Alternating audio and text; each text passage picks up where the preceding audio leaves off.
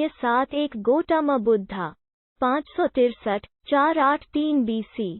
गौतम की बुद्धत्व प्राप्ति। कपिलवस्तु के शाक्य वंशीय राजा सुधोधन और महिषी महामाया के पुत्र सिद्धार्थ गौतम। संस्कृत व हिंदी। सिद्धार्थ गौतम झ 563 BC 487 ईपू का जन्म वैशाख पूर्णिमा के दिन लुम्बिनी के उपवन में स्थित एक साल वृक्ष के नीचे हुआ था, जब उनकी माता अपने माता पिता से मिलने अपने मायके देवदह जा रही था। पुत्र जन्म के तत्काल बाद महामाया वापस कपिलवस्तु लौट आई थी। तावविंस देवों से शिशु के जन्म की सूचना पाते ही शिशु के दादा सिंहनु के गुरु तथा राजपुरोहित तत्क्षण कपिलवस्तु पहुँचे। शिशु को अपनी गोद में उठा या जैसे ही शिशु को निकट से देखा तो उनकी आंखें पहले तो खुशी से चमक उठी, लेकिन फिर आंसुओं में डूब गईं। राजा सुधोधन द्वारा कारण पूछे जाने पर उन्होंने बताया था, यह शिशु बुद्ध बनने वाला है, इसलिए मैं प्रसन्न हूँ, किंतु दुख इस बात का है कि शिशु की बुद्धत्व प्राप्ति तक मैं जीवित नहीं रह सकूंगा। शिशु के जन्म के 5वें दिन उसके नामकरण के अवसर पर 108 ज्योतिषियों को आमंत्रित किया गया था, जिन में 8 विलक्षण ज्योतिषी भी थे। उन 8 में से 6 राम, ध्वज, लखन, मंती, भोज और सुदंत ने यह भविष्यवाणी की थी कि वह शिशु या तो चक्रवर्ती सम्राट बनेगा या एक बुद्ध। किंतु सबसे कम उम्र के ज्योतिषी कौंडिन्य का कथन था कि वह शिशु निश्चित रूप से एक बुद्ध बनेगा। शिशु का नाम सिद्धार्थ गौतम रखा गया। 7वें दिन सिद्धार्थ की माता का देहांत हो गया। तब उसके लालन पालन का दायित्व उसकी मौसी महाप्रजापति ने लिया। वो भी सुधोधन की एक रानी थी और उनका विवाह भी सुधोधन के साथ उसी दिन हुआ था जिस दिन महामाया का 16 वर्ष की अवस्था में सिद्धार्थ ने शाक्यों की एक सभा में अपने अद्भुत युद्ध कौशल दिखाए। सारभर्ग जातक के अनुसार तो उन्होंने एक ऐसे धनुष को उठा अपने कर्तव्य दिखाए थे जिसे 1000 आदमी मिलकर भी नहीं उठा सकते थे। किंवदंती तो यह है कि उनके शौर्य से प्रसन्न हो उन्हें 40,000 शाक्य कन्याओं के हाथ प्राप्त हुए थे, जिनमें सुदबुद की राजकुमारी बिंबा उनकी प्रमुख रानी बनी थी, जो बाद में राहुलमता के नाम से बौद्ध साहित्य में विख्यात है। झ बिंबा ही भाद्दकच्छा, सुभद्दका और यशोधरा हिंदी संस्कृत यशोधरा के नाम से जानी जाती हैं। 29 वर्षों तक ठरभब, ठसुरभब और ठसुब नामक प्रासादों में राज वैभव भोगने के बाद सिद्धार्थ संसार से विमुक्त हो संन्यास को उन्मुख हुए। कहा जाता है कि उन्होंने एक बार किसी रोगी को देखा और अनुभव किया कि हर कोई जो पैदा होता है रोग और व्याधि से पीड़ित होता रहता है। फिर उन्होंने किसी वृद्ध को देखा। इससे उन्हें यह विदित हुआ कि हर कोई जो जन्म लेता है कालांतर में वृद्ध भी होता है, तत् उसके हाथ पैर शिथिल और जर्जर हो जाते हैं। फिर जब उन्होंने एक मृत को देखा तो यह ज्ञान पाया कि हर कोई जो जन्म लेता है एक दिन मृत हो अपने संसार और नश्वर शरीर को भी छोड़ जाता है। तब सारे सुख सुविधाओं और वैभव की वस्तुएं निरर्थक हो जाती है। अत संसार सारहीन है। अंतत जब उन्होंने वैभव का त्याग कर सत्य का अन्वेषण कर रहा था तो उन्होंने भी संसारिकता का परित्याग कर संन्यास वरण कर गृह त्याग किया। शाक्य, कोली और मल राज्यों को पार कर सन्यासी के रूप में वे राजगीर आदि स्थानों पर भटकने लगे। इसी क्रम में उन्होंने अकार्क कौम और उद्धक्राम पुत्र को अपना गुरु बनाया, किंतु उनके दर्शन व विचार से वे संतुष्ट नहीं हुए। अत वे उरुवेका के सेनानीगाम पहुँचे और 6 वर्षा तक 5 भिक्षुओं के साहचर्य में कठिन तपस्या की। कठिन चरम तप 2 मार्ग की अनुपभुत्ता जान पुन वे साधारण भोजन ग्रहण करने को प्रेरित हुए, जिससे खिन्न हो उनके 5 भिक्षु मित्र खिन्न हो उनका साथ छोड़ सारनाथ के इसिपथ मिगदात को प्रस्थान कर गए। सिद्धार्थ की साधारण भोजन ग्रहण करने की इच्छा सुजाता नाम की एक कन्या ने सोने की कटोरी में खीर अर्पित कर पूरी की। वो दिन वैशाख पूर्णिमा का था। गौतम ने निरयसरा नदी में स्नान कर खीर खाई और फिर कटोरी नदी में ही छोड़ दी, जो डूबती हुई नागराज काल के निवास स्थान पर जा पहुंची थी। फिर सारा दिन साल उपवन में व्यतीत कर शाम को वे पीपल के एक पेड़ के नीचे जा बैठे। वहीं सोतिया नामक एक घसियारे ने उन्हें 8 मुट्ठी घास दिए। घास को उन्होंने पूर्व दिशा की ओर रख उसकी आसनी बनाई। फिर उस पर बैठकर उन्होंने यह प्रतिज्ञा की कि जब तक वे बोधि नहीं प्राप्त करते तब तक वहां से नहीं उठेंगे। उनकी प्रतिज्ञा के तेज से महाभ्रम और सारे देव उनके सामने प्रकट हो उनकी स्तुति करने लगे, किंतु उनकी दृढ़ मार शैतान ने उन पर आक्रमण किया, जिसके भय से सारे देव वहां से भाग खड़े हुए। मार से उनकी रक्षा तब केवल 10 पारमियों ने की। इन पारमियों को उन्होंने बोधिसत्व बनने के बाद के 550 जन्मों के कठिन संघर्ष के क्रम में अर्जित किया था। पारमी 10 होते हैं: दान, शील, नेकमम या नौकम, प्रज्ञा, वीर्य, खंति या धैर्य, सत्य, अधिष्ठान, मेत्ता या मैत्रेय और उपेक्षा या संभाव अथवा अनासक्ति। गौतम से परास्त हो जब मार और उसकी सेनाएं भाग खड़ी हुई तो सारे देवों ने विजेता की जय जयकार की। तप में लीन गौतम ने रात के पहले प्रहर में अपने पूर्व जन्मों को जाना, दूसरे प्रहर में दिव्य चक्षु को पाया, तीसरे प्रहर में परिचय समुपाद के ज्ञान को और अंतत प्रत्यूष काल में संबोधि की प्राप्ति की, ज्ञान को जिससे वे प्रत्येक बुद्ध बने। परिचय समुपाद के सिद्धांत का सुखद मनन उन्होंने प्रथम 7 दिनों तक उसी बोधि वृक्ष के नीचे बैठ किया। दूसरा सप्ताह उन्होंने अजपाल निग्रोध वृक्ष के नीचे बिताया, जहां उनकी भेंट एक घमंडी ब्राह्मण से हुई थी और जहां उन्होंने मार की 3 कन्याओं को परास्त किया था। उन कन्याओं के नाम तृष्णा, अर्ती और राग थे। तीसरा सप्ताह उन्होंने मुचलिंद तालाब में नागराज मुचलिंद के फनों के नीचे बैठ बिताया था। चौथे सप्ताह वे राजायतन पेड़ के नीचे बैठे रहे, जहां उन्होंने तपुस और मल्लिक को बिना किसी देखना सुनाए ही अपना अनुयायी बनाया। तत्पश्चात ब्रह्मसंपत्ति के आग्रह पर उन्होंने पीड़ित मानव के उत्थान के लिए धम्मचक्र पंतन का निश्चय किया। दूसरों के उत्थान की प्रतिज्ञा से वे सबन्यु सर्वज्ञ बुद्ध कहलाए। तब अपनी धम्म दैशना के प्रवर्तन हेतु अपने 5 तपस्वी मित्रों को योग्य पाया, जो उन दिनों वाराणसी के इसिपतन मिगदाय में वास कर रहे थे। इस धम्म चक्र प्रवर्तन की महत्ता को अशोककालीन सारनाथ सिंह स्तंभ में दर्शाया गया है, जो आज भारतीय गणराज्य का राजकीय चिन्ह है। 4 मुख वाला वह सिंह स्तंभ बुद्ध के धम्म या दैशना का सिंह नाद आज भी हर दिशा में गुंजाता प्रतीत होता है। पूर्ण सिंह स्तंभ में अंकित चक्र, जो अशोक चक्र के नाम से जाना जाता है, आज जो भारतीय राष्ट्रीय ध्वज पर बड़े गौरव से लहराता रहता है, वस्तुत धर्म चक्र का ही प्रतीक है। 072 birth story of Gautam, Gautam Buddha की जन्म कथा। जैसे ही गौतम गर्भस्थ हुए उसी क्षण 32 प्रकार की दैविक घटनाएं घटित हुई थी, जिनमें भूचाल, 10,000 लोकों में अचानक रोशनी का फैलाव और नरक की अग्नि का शमन उल्लेखनीय है। 10 महीनों के बाद लुम्बिनी के एक उपवन में गौतम का जन्म हुआ। कहा जाता है शिशु के जन्म 4 महाभ्रमों द्वारा बिधाई गई स्वर्ण जाल में हुआ था तथा दैवी बारिश में उनका स्नान हुआ था। जन्म लेने के साथ ही शिशु ने 7 पग बधाए थे और सिंहनाद करते हुए स्वयं का परिचय लोकनाथ के रूप में दिया था। जिस दिन गौतम का जन्म हुआ था उसी दिन बोधि वृक्ष, राहुल माता, यशोधरा, अश्व, सारथी, धन, उनका हाथी और 7 प्रकार के बहुमूल्य कोष भी उत्पन्न हुए थे।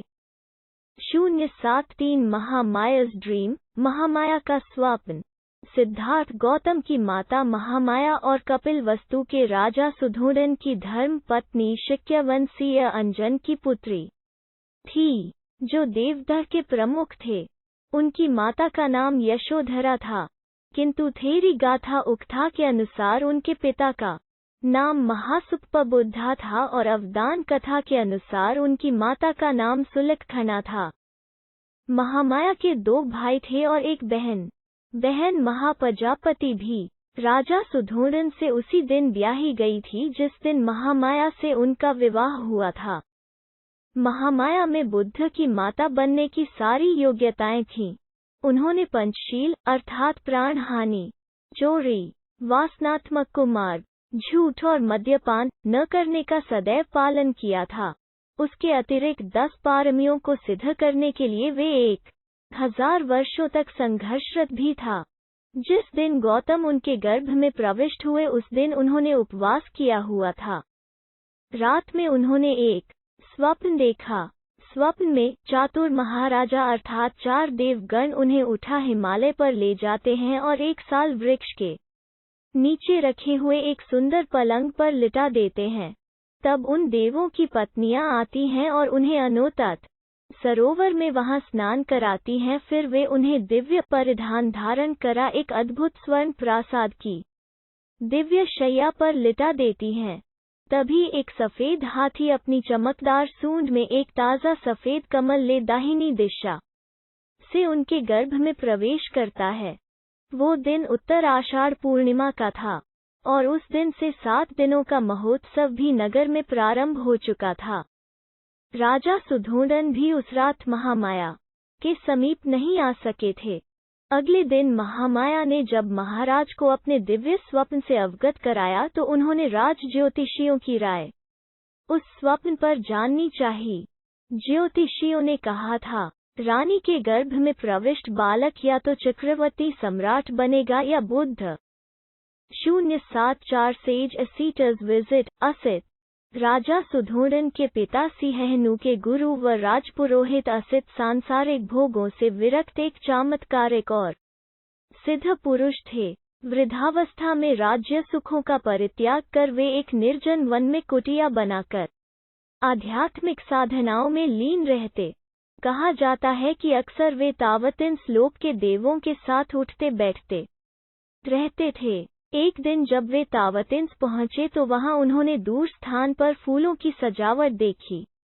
देवगण नाच गा रहे थे। सर्वत्र उत्सव का माहौल था। वहां उन्हें बताया गया कि सिद्धार्थ गौतम, जो एक बुद्ध बनने वाले थे, जन्म ले चुके थे। उपर्युक्त सूचना से उनकी खुशी की सीमा न रही और वे तत्काल कपिलवस्तु पहुंचे। वहां पहुंचकर उन्होंने जब बालक को उठाकर अपनी गोद में रखा और अपनी आंखों के निकट लाकर देखा तो उनकी आंखों में असीम खुशी की लहर दौड़ पड़ी। फिर कुछ ही क्षणों में वहां अवसाद के बादल मंडराने लगे। राजा सुधोधन ने जब उनके इन विचित्र भावों का कारण पूछा तो उन्होंने कहा, यह बालक बुद्ध बनेगा, इसलिए मैं प्रसन्न हूँ, किंतु इसके बुद्धत्व दर्शन का सौभाग्य मुझे अप्राप्य है। मैं उतने दिनों तक जीवित नहीं रहूंगा। मैं खिन्न हूँ। कुछ दिनों के पश्चात असित ने अपनी बहन के पुत्र नालक को बुद्ध देशनाओं को ग्रहण करने की पूर्ण शिक्षा दी। 075 द 4 साइट्स 4 दृश्य। ज्योतिषियों की भविष्यवाणी सुन राजा सुधोधन ने सिद्धार्थ गौतम को एक चक्रवर्ती सम्राट बनाना चाहा, न कि एक बुद्ध। संन्यास और बुद्धत्व के सारे मार्ग अवरुद्ध कर उन्होंने सिद्धार्थ को एक योग्य राजा बनने की समस्त सुविधाएं उपलब्ध कराई। राजकुमार सिद्धार्थ जब 29 वर्ष के हो गए तो देवों ने उनके संबोधि काल को देख उन्हें राज उद्यान में भ्रमण को प्रेरित किया। वहां उन्होंने लाठी के सहारे चलते एक वृद्ध को देखा। तब उन्हें यह ज्ञान हुआ कि वे भी एक दिन वैसे ही हो जाएंगे। सभी एक दिन वैसी ही अवस्था को प्राप्त होते हैं। वितृष्ण भाव से वे तब प्रासाद को लौट आए। जब राजा को उनकी मनोदशा का ज्ञान हुआ तो उन्होंने राजकुमार के भोग विलास के लिए और भी साधन जुटा दिए, किंतु सांसारिक भोगों में राजकुमार की आसक्ति और भी क्षीण हो चुकी थी। दूसरे दिन राजकुमार फिर से उद्यान भ्रमण को गए। वहां उन्होंने एक रोगी व्यक्ति को देखा।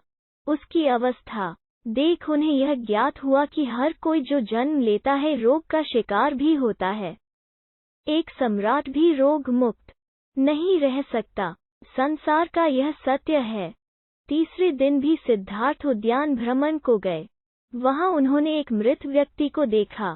तब उन्हें ज्ञात हुआ कि मृत्यु भी एक सत्य है। जो प्राणी जन्म लेता है एक दिन मरता भी है।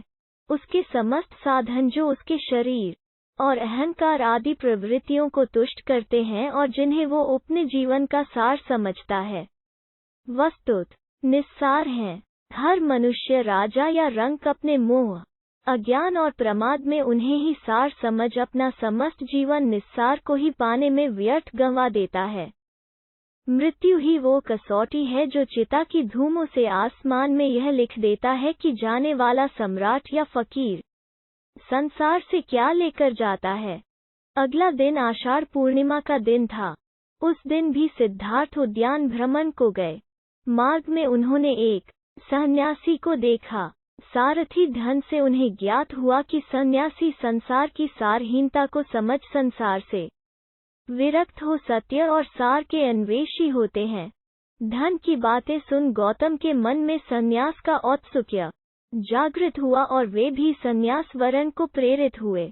जब वे अपने महल को लौट रहे थे तो मार्ग में उन्हें यह सूचना मिली कि वे एक नवजात शिशु राहुल के पिता बन चुके थे। थोड़ा आगे बढ़ने पर उन्होंने राज परिवार की एक महिला दिसी गौतमी को गाते सुना। निवृत्त हुई अब तो वो माता। सिद्धार्थ के लिए निवृत्ति तो इस सांसारिकता के अर्थ में थी। प्रसन्न मन उन्होंने अपने गले से मोतियों का हार निकालकर उस भद्र महिला को भिजवा अपनी कृतज्ञता का ज्ञापन किया, क्योंकि दिसी गौतमी ने उन्हें झरसा सार्थ निवृत्ति का संदेश जो दिया था। 076 स्टोरी ऑफ रिनंसिएशन। गौतम का गृह त्याग, जन्म, रोग और मृत्यु जीवन के सत्य हैं। राजकुमार सिद्धार्थ ने उन सत्यों का जब साक्षात्कार किया और उसके मर्म को समझा तो उसी दिन गृहस्थ जीवन का परित्याग कर वे संन्यास मार्ग को उन्मुख हो गए। वो दिन आषाढ़ पूर्णिमा का था। मध्य रात्रि बेला थी। भोग विलास के माहौल में उनके निकट ही एक सुंदरी बड़े ही भोंदे तरीके से सोई पड़ी थी। कुरूप सांसारिकता से वितृष्ण उन्होंने तुरंत ही अपने सारथी धन को बुलाया और अपने प्रिय घोड़े कंठक को तैयार रखने का आदेश दिया।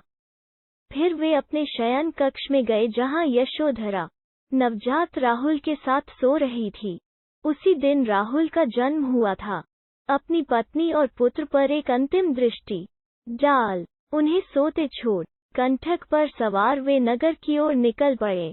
रोकने के प्रयास में धन भी उनके घोड़े की पूंछ से लटक गया। कहा जाता है कि देवों ने कंठक के पैरों के टाप और हिनहिनाहट के शोर को दबा दिया और उनके निष्क्रमण के लिए नगर द्वार खोल दिए थे। कपिलवतातु नगरी के बाहर आकर वे एक क्षण को रुके और अपने जन्म और निवास स्थान पर एक भरपूर दृष्टि डाल आगे बढ़ गए।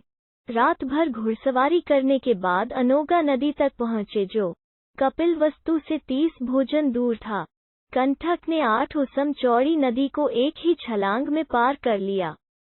नदी की दूसरी तरफ उन्होंने अपने तमाम आभूषण उतार धन को दे अपने बाल और दाढ़ी अपनी तलवार से काट हवा में उछाल दिए। सक, शक्र, इंद्र ने उन्हें आसमान में ही लपक तावतिन श्लोक के चुलमणि चैत्य में प्रतिस्थापित करा दिया। ब्रह्म घटेकार ने तब स्वर्ग से उतर गौतम को कासाय चीवर तथा एक संन्यासी योग्य 7 अन्य आवश्यक वस्तुएं प्रदान किए। संन्यासी का रूप धारण कर गौतम ने कंठक और धन को वापस लौट जाने की आज्ञा दी, किंतु अपने स्वामी के वियोग को सहन नहीं करते हुए कंठक ने वहीं अपने प्राण त्याग दिए। 077 द बुद्धा's विक्ट्री ओवर मारा। मार पर बुद्ध की विजय। ईसाई और इस्लाम परंपराओं की तरह बौद्धों में भी शैतान तुल्य एक धारणा है जिसे मार की संज्ञा दी गई है। मार को नमुची के नाम से भी जाना जाता है क्योंकि नमुचीति मारो अर्थात जिससे कोई नहीं बच सकता वो मार है। कहा जाता है कि कंठक पर सवार गौतम जब अपने महानिष्क्रमण काल में अर्थात जब गृहस्थ जीवन त्याग कर नगर द्वार पर पहुंचे तो मार ने उनके समक्ष प्रकट हो उन्हें 7 दिनों के अंदर ही चक्रवर्ती सम्राट बनाने का प्रलोभन दे डाला था। सिद्धार्थ उसके प्रलोभन में नहीं आए और अपने लक्ष्य को अग्रसर होते चले गए। मार की 10 सेनाएं होती है। राग, लिप्सा, असंतोष या भूख प्यास, तृष्णा, आलस्य, दीनमिद, भय, शंका, झूठ और मूर्खता, झूठी शान और शोकत, दम। उन 10 सेनाओं में 3 तृष्णा, अर्ति और राग मार की 3 पुत्रियां भी शामिल हैं। बोधि वृक्ष के नीचे गौतम ने जब संबोधि प्राप्ति तक बैठ तप करने की प्रतिज्ञा ली तो मार अपने 10 प्रकार के सेनाओं के साथ स्वयं एक विकराल हाथी गिरिमेखल पर सवार हो बुद्ध पर आक्रमण कर बैठा। मार के विकराल और भयंकर सेनाओं को देख समस्त देव नाग आदि जो गौतम की स्तुति कर रहे थे भाग खड़े हुए। गौतम ने तब अपने 10 पारमियों को बुला मार की सेना को खदेड़ दिया। खिन मार ने अपना अंतिम शास्त्र चक्रायुध से गौतम पर प्रहार किया जो उनके सिर पर एक फूलों की छत्र बन स्थिर हो गया। अपने अंतिम वार को भी जब मार ने खाली जाते देखा तो उसने चिल्लाकर कहा, ओ गौतम, तुम जहाँ बैठे हो वो आसन मेरा है, तुम्हें वहाँ बैठने का दुस्साहस न करो। मार के इस मिथ्याभियोग को सुन गौतम ने अपनी मध्यमा अंगुली से भूमि स्पर्श कर धरती से साक्षी देने को कहा। धरती ने तब भयंकर गर्जन के साथ बुद्ध के वहां बैठे रहने की साक्षी दी जिससे मार की हार पूर्णतया सत्यापित हो गई और अंत में गौतम संबोधि प्राप्त कर बुद्ध बने। 078 the personality of the Buddha, Buddha का व्यक्तित्व। बुद्ध के व्यक्तित्व के संदर्भ में कम ही जानकारियां प्राप्त हैं। उनके विरोधी और आलोचकों को भी यह स्वीकार्य है कि वे सुंदर और आकर्षक व्यक्तित्व के स्वामी थे। रूप लावण्य, कद काठी और तेजस्विता से वे सभी का मन मोह लेते थे। दीर्घनिकाय के लक्खन सुत के अनुसार अन्य बुद्धों की तरह वे भी 32 गुणों से संपन्न थे जो एक चक्रवर्ती सम्राट या एक बुद्ध ही पा सकते हैं। काली आंखें, लंबी जिह्वा, हथेली का घुटनों से नीचे तक पहुंचना आदि गुण उपर्युक्त लक्षणों के कुछ उदाहरण हैं। बुद्ध की वाणी के 8 लक्षण मान्य हैं, यथा प्रवाह, स्पष्टता एवं सुबोधता, माधुर्य, स्फुटता, श्राव्य, अनुबंधता अथवा अविच्छेदन, परिस्फुटता, गांभीर्य तथा अनुमादिता। बुद्ध 8 प्रकार का सभाओं को संबोधित करते थे, यथा कुलीन, विद्वज्जन, गृहस्थ, सन्यासी, चातुर महाराज। तावतिन श्लोक के देवगण तथा मार। उनकी चर्चा इस प्रकार थी कि वे प्रत्यूष काल में उठकर नित्य कर्मों से निवृत्त हो एकांतवास करते थे। फिर बाह्य चीवर धारण कर कभी बड़े भिक्षु समुदाय के साथ या फिर अकेले भिक्षाटन को निकलते थे। जब वे अकेले भिक्षाटन को जाते तो अपनी कुटिया का द्वार पूरा करते था। यह भी माना जाता है कि वे यदा कदा कुछ क्षीणम व आश्रव जिनके क्षीण होते हैं भिक्षुओं के साथ उड़ते हुए आराम से बाहर जाते थे। भिक्षाटन के बाद वे अपने पैर धोते, फिर भिक्षुओं से समाधि आदि विषयों पर चर्चा करते या फिर उन्हें शिक्षा देते। समय मिलने पर ही वे आराम या शयन करते थे। वे प्राय अपनी दिव्य चक्षु से धर्म ग्रहण करने योग्य व्यक्ति का अवलोकन करते। शाम को वे फिर स्नान करते और रात के पहले पहर तक भिक्षुओं की सुमार्ग की दक्षिणा देते। दूसरे पहर देवों को, रात्रि के अंतिम पहर वे संक्रमण करते या फिर समाधिस्थ होते। उसके बाद ही वे शयन करते थे। अगले दिन आंखें खुलने पर वे पुण्य धर्म दक्षिणा के याज्ञ व्यक्तियों वानच्य का अवलोकन करते। 079 नलगिरी एलिफेंट, बुद्ध और नालागिरी हाथी। बुद्ध का ममेरा भाई देवदत्त सदा ही बुद्ध को नीचा दिखाने की चेष्टा में लगा रहता था, मगर उसे हमेशा मुंह की ही खानी पड़ती थी। एक बार बुद्ध जब कपिलवस्तु पहुंचे तो अनेक कुलीन शाक्यवंशी राजकुमार उनके अनुयायी बने। देवदत्त भी उनमें से एक था। कुछ समय पश्चात देवदत्त ने भी कुछ जादुई शक्तियां प्राप्त की और एक बार उनका प्रदर्शन मगध के भावी सम्राट अजातशत्रु के समक्ष किया। वहां वो एक शिशु के रूप में प्रकट हुआ जिसने सांप की मेखला बांधी हुई थी। तभी से अजातशत्रु उसे परम आदर की दृष्टि से देखा करता था। कुछ दिनों के बाद देवदत्त मगध से लौटकर जब संघ में वापस आया तो उसने स्वयं को बुद्ध से श्रेष्ठ घोषित किया और संघ का नेतृत्व करना चाहा। भिक्षुओं को बुद्ध से विमुख करने के लिए उसने ये कहा है कि बुद्ध तो बूढ़े हो चुके थे और सठिया गए हैं, किंतु भिक्षुओं ने जब उसकी कोई बात नहीं सुनी तो वो बुद्ध और संघ दोनों से द्वेष रखने लगा। खिन्न होकर वो फिर वापस मगध पहुंचा और अजातशत्रु को महाराज बिंबिसार का वध करने के लिए प्रेरित किया, क्योंकि बिंबिसार बुद्ध और बौद्धों को प्रचुर प्रश्रय प्रदान करते थे। प्रारंभिक दौर में बिंबिसार को मरवाने की उसकी योजना सफल नहीं हुई। उसने 16 धनुर्धारियों को बुद्ध को मारने के लिए भेजा, किंतु बुद्ध के व्यक्तित्व से प्रभावित हो सारे उनके ही अनुयायी बन गए। क्रोध में देवदत्त ने तब बुद्ध पर ग्रीघकूट पर्वत की चोटी से एक चट्टान लुढ़काया जिसे पहाड़ से ही उत्पन्न हो 2 बड़े पत्थरों ने रास्ते में ही रोक दिया। देवदत्त के क्रोध की सीमा न रही। उसने एक दिन मगध राज के अस्तबल में जाकर एक विशाल हाथी नालगिरी को ताड़ी पिलाकर बुद्ध के आगमन के मार्ग में भेज दिया। नालगिरी के आगमन से सड़कों पर खलबली मच गई और लोग जहां तहां भाग खड़े हुए। तभी बुद्ध भी वहां से गुजरे। ठीक उसी समय एक घबराई महिला अपने बच्चे को हाथी के सामने ही छोड़ भाग खड़ी हुई। जैसे ही नालगिरी ने बच्चे को कुचलने के लिए अपने पैर बढ़ाए, बुद्ध उसके ठीक सामने जा खड़े हुए। उन्होंने हाथी के सिर को थपथपाया। बुद्ध के स्पर्श से नालगिरी उनके सामने घुटने टेक कर बैठ गया। नालगिरी हाथी की इस घटना से देवदत्त मगध में बहुत अप्रिय हुआ और उसे तत्काल ही नगर छोड़कर भागना पड़ा। 080 स्टोरी ऑफ कुमारा कस्सापा, बालक कुमार कश्यप की कथा। बच्चों के प्रति बुद्ध का अनुराग सर्वविदित है। 2 सोपकों चुल्लैपंथक द ब्रह्मपुत्र और कुमार कश्यप की कथाएं उपर्युक्त मान्यता के परिचायक हैं। एक बार श्रावस्ती की एक महिला संघ में प्रवेश करने को आतुर थी, किंतु उसके माता पिता ने उसे भिक्षुनी बनने की अनुमति नहीं दी और उसका विवाह एक श्रेष्ठी से करा दिया।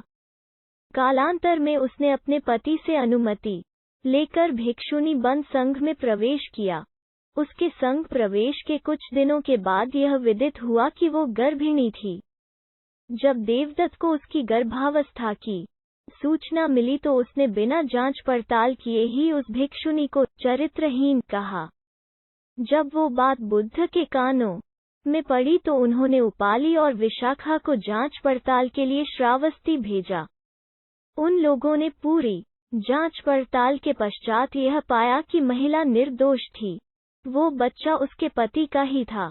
जब महिला ने पुत्र को जन्म दिया तो बुद्ध ने शिशु को आशीर्वाद भी दिए और उसका नाम कुमार कश्यप रखा। उसकी देखभाल के लिए बुद्ध ने उसे श्रावस्ती नरेश को सौंप दिया। 7 वर्षों तक वो बालक श्रावस्ती नरेश की देखरेख में पलता रहा। बुद्ध की कृपा से प्रवर्जित हो संघ में प्रविष्ट हुआ। 081 धम्मचक्र पवताना कथा, धम्मचक्र पवत्तन कथा। संबोधि प्राप्ति के पश्चात तथा ब्रह्मसहमपति के अनुरोध पर गौतम बुद्ध ने बहुजन हिताय और बहुजन सुखाय हेतु धर्म चक्र प्रवर्तन, धम्म चक्र पवत्तन अर्थात अपने ज्ञान दैशना के चक्र को चलायमान रखने की प्रतिज्ञा ली। उन्हें सर्वप्रथम आकार कालाम की याद आई, जिन्हें उन्होंने महानिष्क्रमण के बाद अपना पहला अल्पकालीन गुरु वरण किया था, लेकिन दिव्य चक्षु से उन्हें ज्ञात हुआ कि आकार की मृत्यु हो चुकी थी। तब बुद्ध ने अपने दूसरे अल्पकालीन गुरु उद्दकराम पुत्र को पहली दैशना देने की सोची, किंतु दिव्य चक्षु से उन्हें ज्ञात हुआ कि उनका भी निधन हो चुका था। तब उन्होंने 5 सन्यासियों को अपनी पहली दैशना देने की सोची। ये 86 वर्षों तक बुद्ध के साथ कठिन तप करते रहे थे, किंतु बुद्ध ने जब अति कठिन साधना की अनुपयुक्तता को समझ कर सामान्य भोजन को उन्मुख हो गए तो वे 5 तपस्वी उन्हें छोड़ सारनाथ चले गए। बुद्ध ने अपने उन 5 तपस्वी साथियों को अपनी दिव्य चक्षु से सारनाथ के इस्सपतन में गदाए मृगों के उद्यान में देखा और तब वे सारनाथ के उसी उद्यान में पहुंचे। तपस्वियों ने बुद्ध को जब वहां पहुंचे देखा तो उन्होंने उनकी उपेक्षा करने की सोची, किंतु जैसे ही बुद्ध को उन्होंने निकट से देखा और उनकी अनूठी प्रभा का साक्षात्कार किया तो उन्हें पर्याप्त सम्मान दिया। सर्वप्रथम बुद्ध ने उन्हें 4 आर्य सत्यों की शिक्षा दी। 4 आर्य सत्य हैं। 1 दु ख 2 दु ख का कारण, 3 दु ख निरोध, 4 दु ख निरोध का मार्ग, दृष्टि, संकल्प, सम्यक वचन, सम्यक कर्म, सम्यक आजीविका, सम्यक व्यायाम, प्रयास, सम्यक सति, सुश्रुति तथा सम्यक समाधि।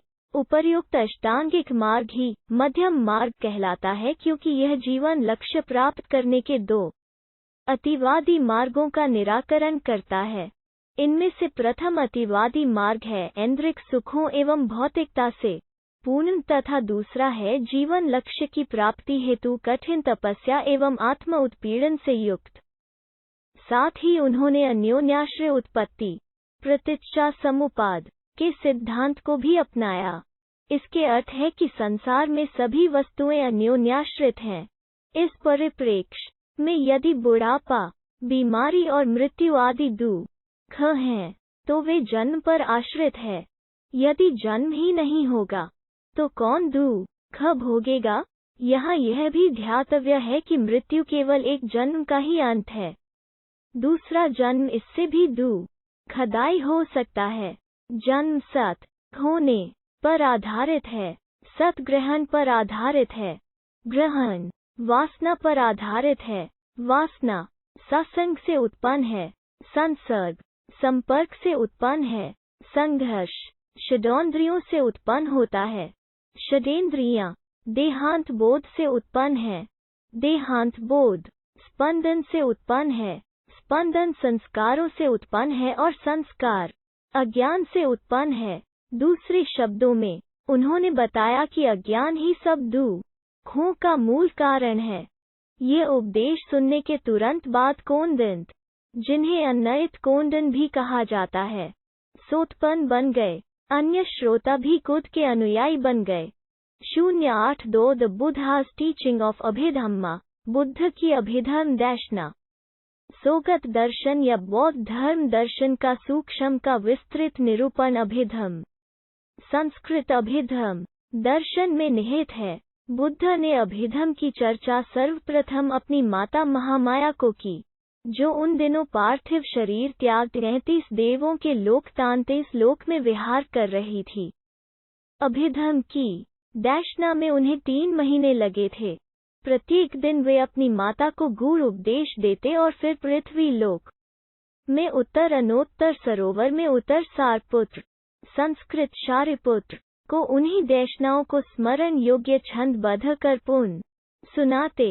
सारपुत्र उन छंदों का 500 विशिष्ट भिक्षुओं के साथ संगायन करते थे। वे सारे ही विशिष्ट भिक्षु अरहत बने। तात अभिधम्म की गुरु शिष्य श्रुत परंपरा का समुद्भव हुआ, अर्थात बुद्ध ने सारपुत्र को, सारपुत्र ने भद्दजी को अभिधम्म देशना दी। इस प्रकार अभिधम्म देशना भद्दजी, शोभित, पेयजली आदि से होते हुए महेंद्र, सम्राट अशोक के पुत्र, इत्तीय, संबल, पंडित तथा भद्दनाम के माध्यम से श्रीलंका पहुंची। तात म्यांमार, थाईलैंड, कंबोडिया आदि देशों में अति गौरव को प्राप्त हुई, जहां आज भी इसका इतना आदर होता है जितना हिंदुओं के द्वारा ऋग्वेद का, मुसलमानों के द्वारा कुरान का तथा ईसाइयों के द्वारा बाइबल का। अभिधम्म का अर्थ अभिधम्म, अभि और धर्म शब्दों के योग से बना है, जहां अभि शब्द अतिरेक या विशेष का द्योतक है। तथा धर्म शब्द यथार्थ या दैशना का परिचायक है। अत परंपरा में अभिधम उन विशिष्ट धर्मों का परिचायक है जो निर्वाण या परमार्थ प्रतिमुख धर्म है, अथवा प्रज्ञानला सानुचरा अभिधम उद्धरण अभिधम कोश 1.2 अथवा वो शास्त्र जो निर्वाण मार्ग को प्रकाशित करता है। पाली परंपरा में भी उपर्युक्त विवेचना की पुष्टि होती है, जहाँ बुद्ध घोष ने धम्म शब्द को साधारण दैशना अर्थात सुत्त पिटक की दैशनाओं के संग्रह के रूप में तथा अभिधम को अभिधम पिटक में संग्रहित विशिष्ट या अतिरिक्त धम्म दैशना की सूक्ष्म विश्लेषणात्मकता के संदर्भ में प्रयुक्त माना है।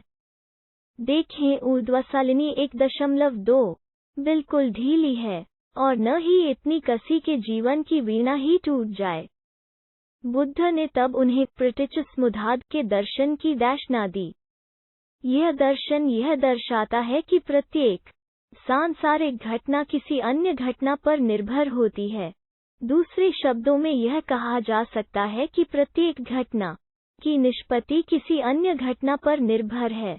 अत दुख अर्थात वृद्धावस्था, रोग, मृत्यु आदि का होना जन्म पर निर्भर करता है। जन्म भव पर, भव उपादान या ग्रहण करने की प्रवृत्ति पर, वेदना सन्निकर्ष फस पर, सन्निकर्ष ज्ञानेंद्रियों पर, नाम रूप विज्ञान चित्त पर और चित्त अज्ञान अविद्या पर निर्भर करता है। अत अज्ञान ही दुख का मूल कारण है तथा अज्ञान नष्ट कर निर्मल चित्त का निर्माण ही धर्म चक्र प्रवर्तन का सार है। विमल चित्त का प्रादुर्भाव केवल कुशल कर्मों के विकास से संभव है, जिनके मूल त्याग, अलोभ, प्रेम, अंदोष और ज्ञान, अमोह हैं। अत बुद्ध का धर्म के जिस चक्र को चलायमान किया है वे मूल त्याग, प्रेम और ज्ञान की शिक्षा देता है। यही चक्र भारतीय ध्वज पर भी अंकित है और भारत गणराज्य की त्याग, प्रेम और ज्ञान के प्रति की गई वचनबद्धता का प्रतीक है। चूंकि अशोककालीन सारनाथ के सिंह स्तंभ पर यह चक्र उत्कीर्ण गई है, इसलिए आज इस चक्र को अशोक चक्र के नाम से जाना जाता है। उपर्युक्त 4 सिंहों का स्तंभ जो चारों दिशाओं में सिंहनाद करते दिखाए गए हैं, वस्तुत बुद्ध की उसी धम्मचक्र प्रवर्तन कथा को प्रतिध्वनित करते हैं। 083 बुद्धाज विजिट टू राहुल माता, राहुल माता से बुद्ध की भेंट। बुद्ध के संबोधि प्राप्ति के पश्चात सुधोधन ने उन्हें कई बार अपने दूतों को भेजकर बुलवाने की चेष्टा की, किंतु हर दूत बुद्ध से प्रभावित हो उनका अनुयायी बन संघ में प्रविष्ट हो जाता। अंतत सुधोधन ने बुद्ध को बचपन के मित्र कालुदाई को दूत बना बुद्ध के पास अपने संदेश के साथ भेजा। कालुदाई भी भिक्षु बन उनके संघ में प्रविष्ट हो गए, किंतु उन्हें निरंतर सुधोधने से मिलने को प्रेरित करते रहे। तत् कालुदाई के 2 महीने के प्रयास के पश्चात बुद्ध ने कपिलवस्तु जाने का मन बना लिया। कपिलवस्तु पहुंच बुद्ध ने निग्रोधाराम में रुक अपने वंश के लोगों को अद्भुत चमत्कार दिखाए। वहीं उन्होंने वैसतर जातक की भी कथा सुनाई थी। दूसरे दिन बुद्ध अपनी नित्यचर्या के अनुरूप कपिलवस्तु की सड़कों पर भिक्षाटन के लिए निकल पड़े। राहुल माता को जब यह सूचना मिली कि बुद्ध नगर में भिक्षाटन कर रहे थे, तब उन्होंने स्वयं महल के झरोखे से बुद्ध को झांक कर देखा और उनकी तेजस्विता को देख अति प्रसन्न हुई और उनकी प्रशंसा के 8 छंद गाए जो नरसिंह गाथा के नाम से प्रचलित हैं। सुधोधन के कानों में जब यह खबर पहुंची कि बुद्ध, जो उनका पुत्र और कपिलवस्तु का भावी सम्राट था, उनके राज्य की ही सड़कों पर भिक्षाटन कर रहे हैं, तो वे बहुत खिन्न हुए। किंतु जब उन्हें यह ज्ञात हुआ कि भिक्षुओं के लिए भिक्षाटन अशोकालीय नहीं है, तो उन्होंने उन्हें और उनके समस्त साथियों को महल में आमंत्रित किया। उनके दर्शन को राजपरिवार की सारी महिलाएं भी आई, किंतु उनकी पत्नी राहुल माता यशोधरा अपने पुत्र के साथ अपने कक्ष में बैठी रही और यह बोली कि यदि उनमें शीलत्व है तो बुद्ध निश्चय ही स्वयं उनके पास आएंगे। अपने 2 विशिष्ट भिक्षुओं के साथ जब बुद्ध राहुलमता के कक्ष में पहुंचे तो राहुल माता जमीन पर लेट अपने दोनों को पकड़ अपना शीश रख दिया। यह ध्यातव्य है कि जब से बुद्ध ने गृह त्याग सारे साधनों का उपभोग बंद कर वैसा ही जैसे बुद्ध के विषय में उन्हें बताया गया था यथा पीला परिधान और एक बार भोजन आदि। बुद्ध ने तब यशोधरा के शीलत्व की प्रशंसा करते हुए चंदकिन जातक की कथा सुनाई थी। राहुल माता जब अपने किसी पूर्व जन्म में किन्नरी थी और उसके पति की हत्या हो चुकी थी तो उन्होंने अपने शीलत्व की शक्ति से अपने पति को पुनर्जीवित कर दिया था। 7वें दिन जब बुद्ध कपिलवस्तु के राजमहल से निकल रहे थे तो राहुल माता ने अपने 7 वर्षीय पुत्र राहुल को यह कहकर बुद्ध के पास भेजा कि जाओ अपना उत्तराधिकार अपने पिता से मांग लो। बुद्ध ने तब राहुल को भी अपने संघ में शरण प्रदान की। कालांतर में जब भिक्षुनियों का प्रवेश संघ में होना आरंभ हुआ तो राहुल माता भी महाप्रजापति गौतमी के संरक्षण में भिक्षुनी बन संघ में प्रविष्ट हुई। 084 द सवाथी मिरेकल्स, सावथी चमत्कार। चमत्कार बुद्ध कथाओं व आख्यायिकों का महत्वपूर्ण अंग है। बुद्ध के जन्म के साथ अनेकों अद्भुत दैविक एवं चमत्कारिक घटनाओं का प्रचुर आख्यान अनेकों स्थान पर उपलब्ध व प्रचलित हैं। एक बार भिक्षु पिंडोल भारद्वाज राजगृह में भ्रमण कर रहे थे। वहां उन्होंने एक श्रेष्ठी को एक ऊंची यष्टि पर चंदन की लकड़ी का एक कटोरा लटकवाते देखा। कारण पूछने पर उन्हें ज्ञात हुआ कि उस श्रेष्ठी को न तो आध्यात्मिक सिद्धियों पर विश्वास था और न ही किसी सिद्ध सन्यासी पर। सन्यासियों का माखौल उड़ाने के उद्देश्य से उसने उस बांस के लंबे डंडे पर वो कटोरा लटकवाया था। भिक्षु पिंडोल भारद्वाज ने श्रेष्ठी के अभिमान को दूर करने के लिए उड़ते हुए उस बांस के शीर्ष पर से चंदन के उस कटोरे को उतार लिया। बुद्ध ने जब भिक्षु पिंडोल भारद्वाज द्वारा राजगीर में दिखाए गए उस रास्ते चमत्कार की चर्चा सुनी तो उन्होंने भिक्षुओं को जनसाधारण को बीच चमत्कार न दिखाने का आदेश दिया। कई छोटे मोटे सन्यासी लोगों को अपने चमत्कार दिखाकर प्रभावित करते और बौद्धों को पाखंडी घोषित करते, क्योंकि बौद्ध भिक्षुओं ने लोगों के समक्ष चमत्कार दिखाना बंद कर दिया था। जब मगध राज बिंबिसार को इसकी सूचना मिली तो वे बुद्ध के पास पहुंचे और उनसे श्रावस्ती में चमत्कार दिखाने की प्रार्थना की। चूंकि गौतम बुद्ध के पूर्वोत्तर बुद्धों ने भी श्रावस्ती में चमत्कार दिखाए थे, गौतम ने भी बिंबिसार की प्रार्थना स्वीकार की और श्रावस्ती में अपने चमत्कार दिखाए। वहां उन्होंने रत्नों की एक छत बनाई और उड़ते हुए उस पर पहुंच चक्रमण करने लगे। कुछ प्रचलित लोक मान्यताओं के अनुसार उन्होंने स्वयं को 1000 रूपों में एक साथ ही प्रकट किया। फिर अन्य बुद्धों की तरह ही 3 पगों में तावलिन श्लोक पहुंच गए। बुद्ध को इन चमत्कारों से उनके आलोचक श्रावस्ती छोड़ भाग खड़े हुए। कहा जाता है कि पूरन कश्यप ने भी तभी श्रावस्ती छोड़ा और रास्ते में उनका अंतकाल हुआ था। 085 द फ्लाइंग बुद्धा, बुद्ध की आकाश उड़ान। संबोधि प्राप्ति के 5वें वर्ष में बुद्ध वैशाली के कूटागारसला में विहार कर रहे थे। तभी वहां एक दिन उन्होंने अपने दिव्य चक्षु से अपने पिता को मृत्युशैया पर पड़े देखा। उनके पिता अरहत की योग्यता प्राप्त कर चुके थे। वो समय उनके पिता को धम्म देशना देने के लिए उपयुक्त था। इसके अतिरिक्त बुद्ध कपिलवस्तु के शाक्य और कोलनगर व्याधपज के कोलों के बीच शांति वार्ता को मध्यस्थता भी करना चाहते थे, क्योंकि दोनों ही वंशों में रोहिणी नदी के जल विवाद को लेकर भयंकर संग्राम छिड़ गया था। बुद्ध उड़ते हुए कपिलवस्तु पहुंचे, पिता को धर्म उपदेश दिए, जिसे सुनकर सुधोधन अरहत बनकर मृत्यु को प्राप्त हुए। सुधोधन की मृत्यु के पश्चात बुद्ध ने शाक्यों और कोलियों के बीच मध्यस्थता की। दोनों ने उनकी बातें सुनी और समझी, जिससे 2 मित्रवत पड़ोसी राज्यों के बीच होने वाला संग्राम टल गया। हजारों लोगों के प्राण बच गए और युद्ध से होने वाले अनेक दुष्परिणाम भी। दोनों ही राष्ट्रों के अनेक लोगों ने बुद्ध धम्म और संघ की शरण ली। बुद्ध ने भी दोनों राज्यों का आतिथ्य स्वीकार कर कुछ दिन कपिलवस्तु तथा कुछ दिन कोलिया नगर में रुककर उन्हें अपना धन्यवाद ज्ञापित किया। 086 स्टोरी ऑफ परिनिब्बान कथा। राजगीर के गिज्जहकुट पर्वत से भिक्षुओं के बड़े संघ के साथ बुद्ध ने अपनी अंतिम यात्रा प्रारंभ की। अम्बालत्थिका और नालंदा होते हुए वे पाटलीगाम गांव, आधुनिक पटना, जिसे बाद में पाटलिपुत्र कहा गया, पहुंचे। उत्तरवर्ती काल में मौर्यों की राजधानी बना पाटली उन दिनों एक गांव मात्र था।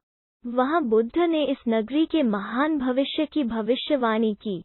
पाटली से उन्होंने गंगा नदी पार की और कोटिंगाम और वैशाली होते हुए वे अम्बापाली, संस्कृत आम्रपाली, के उद्यान में पहुंचे। अगले दिन उन्होंने लिच्छवी राजवंश का निमंत्रण अस्वीकार करके एक गणिका अम्बापाली से भोजन ग्रहण किया। अपिच भिक्षुओं के उपयोग हेतु अम्बापाली द्वारा दान स्वरूप प्रदत्त उद्यान भी स्वीकार कर लिया। फिर भिक्षुओं को वैशाली में ही छोड़ वे वर्षा ऋतु वत्सावास व्यतीत करने के लिए बेलुवा की ओर चल दिए। बेलुवा में वे गंभीर रूप से बीमार हो गए। उन्होंने आनंद को अपनी भविष्य मृत्यु की सूचना दी। तदनंतर अपने वर्षाकालीन प्रवास से वैशाली लौटकर उन्होंने अपनी मृत्यु की पूर्व सूचना वहां उपस्थित सभी भिक्षुओं को भी दे दी। इसके बाद ठट्ठेगाम, अम्बगाम, जम्बूगाम और भोगनगर होते हुए वे पावा पहुंचे। वहां एक कर्मकार चुंद की आम्र वाटिका में वे ठहरे और उन्होंने कुछ खाया, जिससे वे और भी अस्वस्थ हो गए। यह कर्मकार चुंद गया के वेलुवन के चुंद शुकरिक, सुअर का मांस विक्रेता, से भिन्न है। साथ ही बुद्ध को दिया गया भोजन सूका मदोव, सुअर का मांस नहीं है। यद्यपि कुछ लोगों को यह भ्रांति है, पर यह भ्रांति ही है, क्योंकि सूकर साली का अर्थ होता है जंगली चावल और मदोव शब्द संस्कृत मारोव, मृदु अर्थात मधुर, मीठे, से व्युत्पन्न है। अपिच पाली अंग्रेजी शब्दकोश T.W. रॉयस डेविस और विलियम सटेड प्री 721 518-19 के अनुसार मदोव का अर्थ है कोमल और विदीर्ण, भुना हुआ। अत संभव है कि बुद्ध ने जो भोजन किया था वो भुने हुए चावल ही थे। भुंजे चावल उत्तरी बिहार और पूर्वी उत्तर प्रदेश का एक प्रचलित खाद्यान्न है।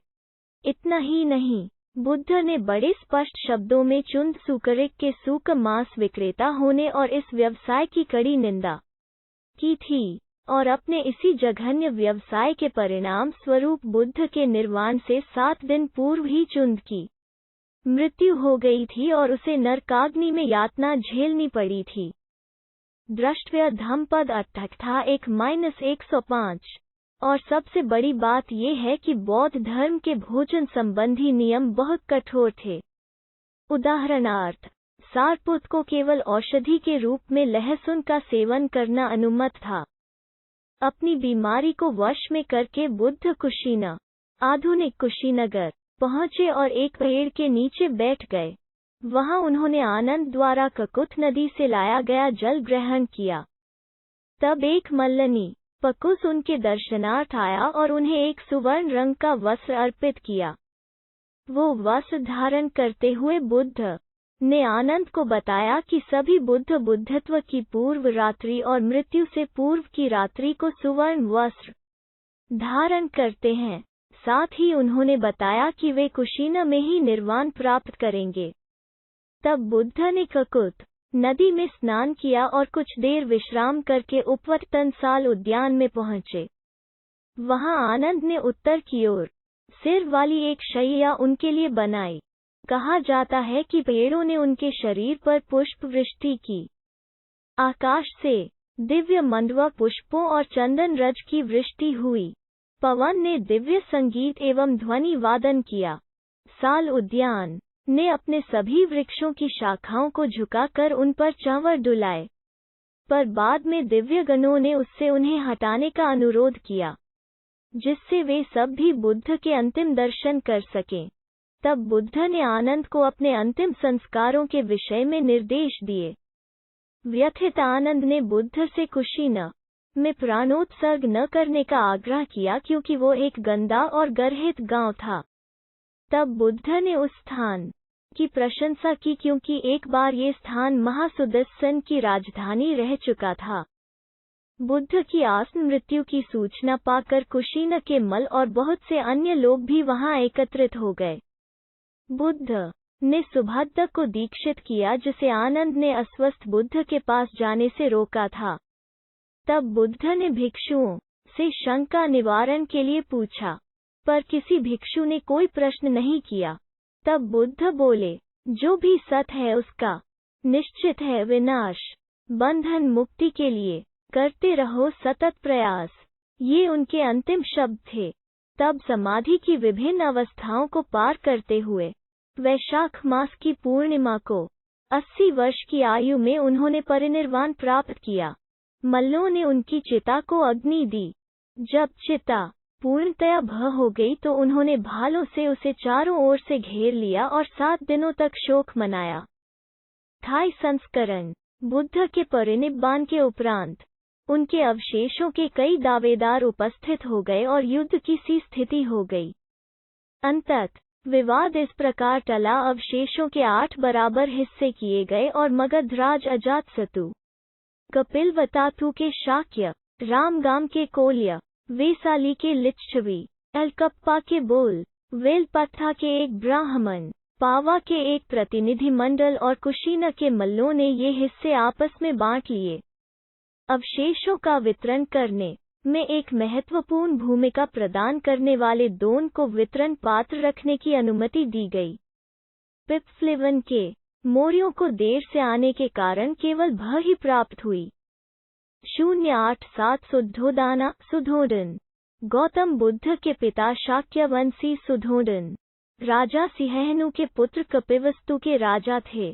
उनकी माता का नाम कचाना था, जो देवदत्त के राजा देवदत्त सक की राजकुमारी था।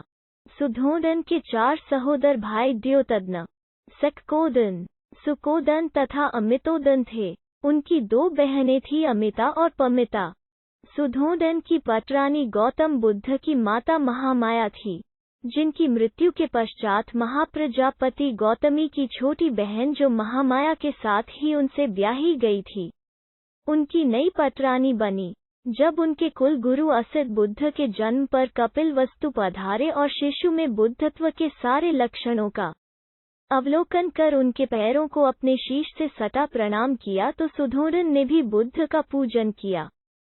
सुधोधन ने बुद्ध का पूजन दूसरी बार तब किया जब बुद्ध हल जोतने की रीति निभाते हुए एक जम्बू वृक्ष के नीचे बैठ ध्यान मग्न थे।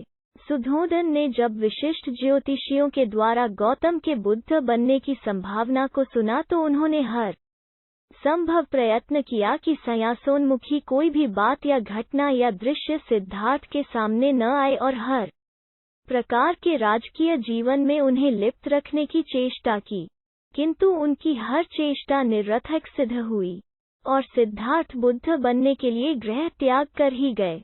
सुधोधन को जैसे ही बुद्ध की संबोधि प्राप्ति की सूचना मिली और उनके गौरव पता चला तो उन्होंने तत्काल 10,000 सिपाहियों के साथ एक दूत बुद्ध को बुलाने के लिए भेजा, किंतु उनके सारे अनुचर वापस न लौट बुद्ध के अनुयायी बन उनके संघ में प्रविष्ट हो गए।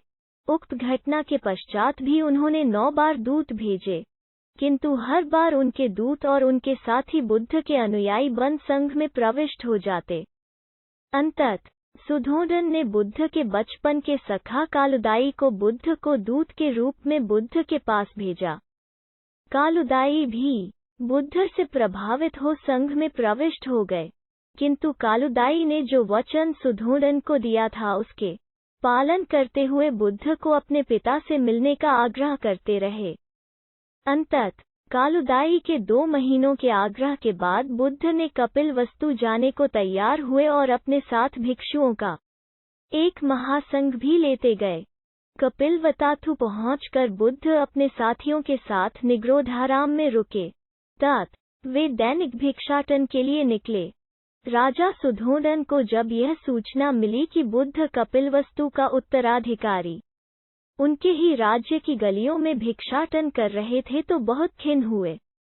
किंतु बुद्ध ने उन्हें जब यह कही कि भिक्षुओं के लिए भिक्षाटन कोई असंगत कार्य नहीं है तो राजा उनके उत्तर से संतुष्ट हुए। उनकी संतुष्टि ने तत्काल उन्हें सोतापन अर्थात जिसका अधिकतम जन्म 7 बार तक हो सकता है बना दिया। बुद्ध और उनके साथी भिक्षुओं को जब अपने प्रासाद में भोजन कराने के बाद उन्होंने जब बुद्ध की दैशना सुनी तो वे सकेदागामी बने, अर्थात जिसका अधिकतम जन्म सिर्फ 1 बार और होता है। फिर बुद्ध द्वारा महाधम्पाल जातक सुनने के बाद अनागामी बने, अर्थात जिसका जन्म पृथ्वी पर दोबारा नहीं होता। सुधोधन जब मृत्यु शैया पर पड़े थे तब बुद्ध ने उनके अंतकाल को अपनी दिव्य चक्षु से देखा और उड़ते हुए उनके पास पहुंच उन्हें धम्म दैशना दी, जिसे सुन सुधोधन की प्राप्ति की सांसारिक बंधनों से मुक्त प्राणी जो निर्वाण पद को पाते हैं अरहत कहलाते हैं। 088 सुजाता संबोधि प्राप्ति के पूर्व बुद्धों का किसी न किसी महिला के हाथों खीर का ग्रहण करना कोई अनहोनी घटना नहीं रही है। उदाहरणार्थ विपस्सी बुद्ध ने सुदस्सन सेट्ठी पुत्री से, सिखी बुद्ध ने पयदस्सी सेट्ठी पुत्री से, वैस्यु बुद्ध ने सिखिधना से, ककुसंग बुद्ध ने वज्रिंधा से, कोमागमन बुद्ध ने अज्ञसोमा से, कश्यप बुद्ध अपनी पत्नी सुनंदा से तथा गौतम बुद्ध ने सुजाता से खीर ग्रहण किया था। 5 तपस्वी साथियों के साथ वर्षों कठिन तपस्या करने के बाद गौतम ने चरम तप का मार्ग निर्वाण प्राप्ति के लिए अनिवार्य नहीं माना। उन तपस्वियों से अलग हो वे जब अजपाल निग्रोध वृक्ष के नीचे बैठे तो उनमें मानवीय संवेदनाओं के अनुरूप मानवीय आहार ग्रहण करने की इच्छा उत्पन्न हुई, जिसे सुजाता नाम की महिला ने खीर अर्पण कर पूरा किया। उस वृक्ष के नीचे एक बार उस्वला के निकटवर्ती सेनानी नाम के गांव के एक गृहस्थ की पुत्री सुजाता ने प्रतिज्ञा की थी कि पुत्र रत्न प्राप्ति के बाद वो उस वृक्ष के देव को खीर अर्पण करेगी।